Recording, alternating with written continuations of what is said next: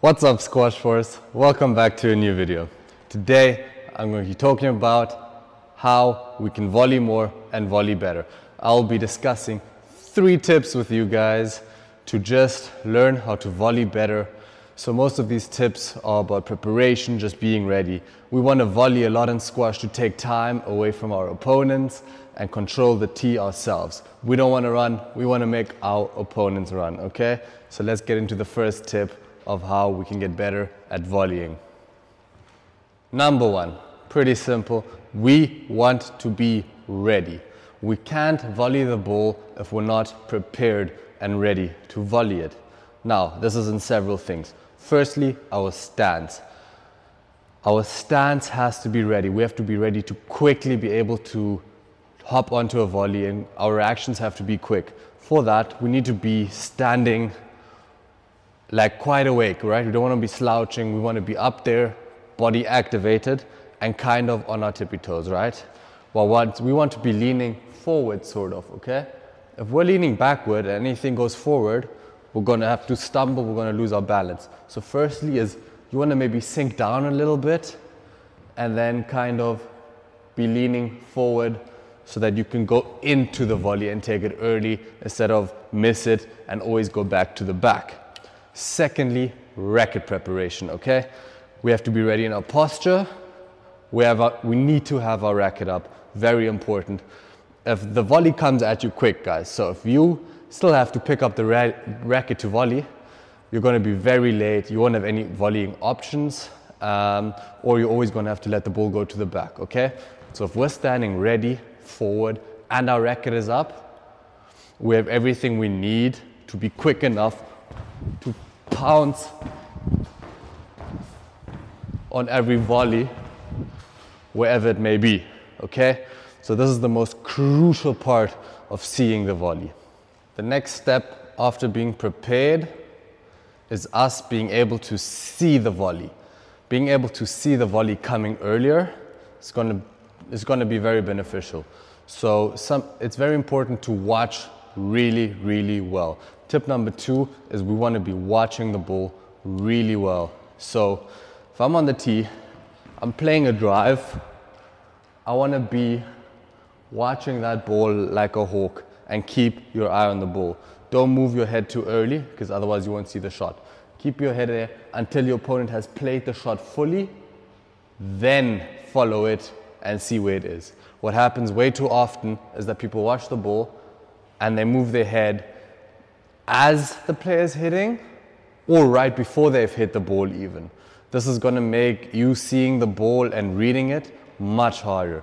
So staying here for 1 more second or just watching for a bit longer, it's not actually going to lose you any time, it's going to gain you time and it's going to help you a lot, okay? Now the second thing when watching is I like to lean towards the corner. It's hard to explain why this really works so well, but it really works. So if I'm playing that drive, I'm back on the tee, I'm kind of leaning towards this direction, all right? So from here on out, wherever the ball goes, it's quite easy to follow it. You're already here. So if it's a drive, you kind of just lean into that weight.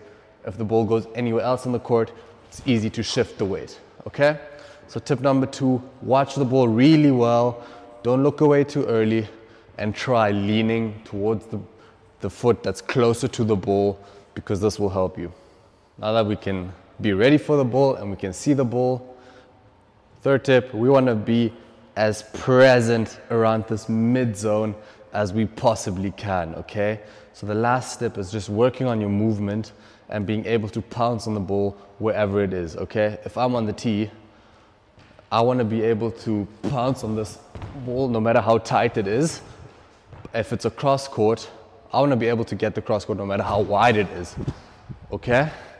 So what's really important here is that lateral movement we have from the tee, okay?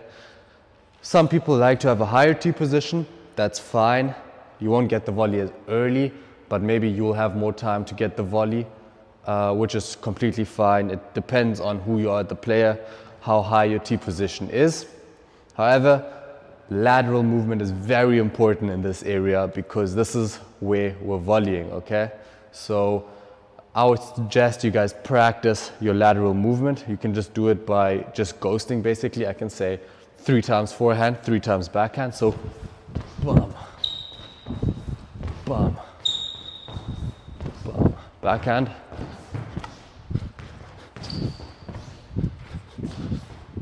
Okay.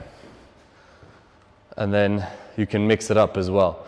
But being very present around this area applies a lot of pressure on your opponent, okay? If you're very present here, you own the middle, okay? The further you can get from here and quicker, the more volleys you can get, and that will apply so much pressure on your opponent. So make sure you're working on that split step, all right? And just making your opponent feel how present you are in the tee. The tee is yours, and he's gonna work really hard to get the ball past you. So yeah, end of the day, with all these tips, the message we're showing our opponents is, no matter what you do, I'm gonna volley that ball. Anything that's loose, I'm going to kill, and that will apply a lot of pressure on them. So guys, work on these tips one by one, okay? You can't work on everything at once. So work on having your position. Every practice you go into, just focus on that, being ready, having your racket up. And once you feel like, okay, I'm doing this pretty well, you move on to the next thing. Now I'm leaning over, now I'm leaning over. And then lastly, just being so present and volleying as much as we can.